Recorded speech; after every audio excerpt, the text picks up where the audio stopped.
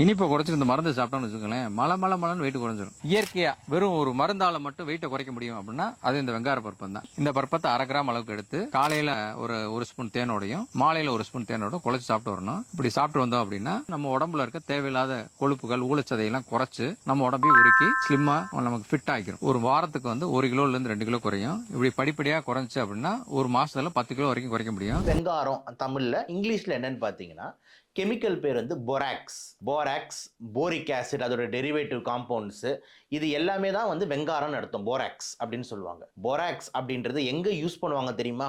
Medical ஃபீல்டில் நாங்கள் use பண்ணுறோமான்னு கேட்டிங்கன்னா ரொம்ப லிமிட்டடாக, அதுவும் இப்போலாம் பெருசாக பண்ணுறதே இல்லை, ரொம்ப லிமிட்டடாக ஒரு சில இடத்துல யூஸ் பண்ணுவோம். ஆனால் ரொம்ப காமனாக இந்த பொராக்ஸ்ன்னு சொல்கிற வெங்காரத்தை எங்கே யூஸ் பண்ணுறோம் அப்படின்னா வீட்டில், இண்டஸ்ட்ரீஸில், இந்த மாதிரி இடத்துல வந்து கிளீனிங் பண்ணுறதுக்கு, அழுக்கு எடுக்கிறதுக்கு, கிரீஸை ரிமூவ் பண்ணுறதுக்கு, சேறு சகதியமாக இருக்கிறது க்ளீன் பண்ணுறதுக்கு, பாசியை க்ளீன் பண்ணுறதுக்கு, இந்த ஃபங்கஸுங்களை க்ளீன் பண்ணுறதுக்குன்னு சொல்லிட்டு இந்த மாப் போடுற சொல்யூஷன் மாதிரி வந்து யூஸ் பண்ணுறது தான் இந்த போராக்ஸ். வீட்டில் கொஞ்சம் அமௌண்ட் சாப்பிட்டாலும் விஷந்தன்மை வாய்ந்தது அப்படின்ட்டு தெளிவாக இந்த வெங்காரத்தை பற்றி போட்டிருக்கான். அப்படி இருக்கும் போது எப்படி இந்த மாதிரி வந்து வெங்காரத்தை சாப்பிடுங்க வெயிட் லாஸுக்குன்னு சொல்லிட்டு இயற்கை மருத்துவர்கள்ன்றாங்க?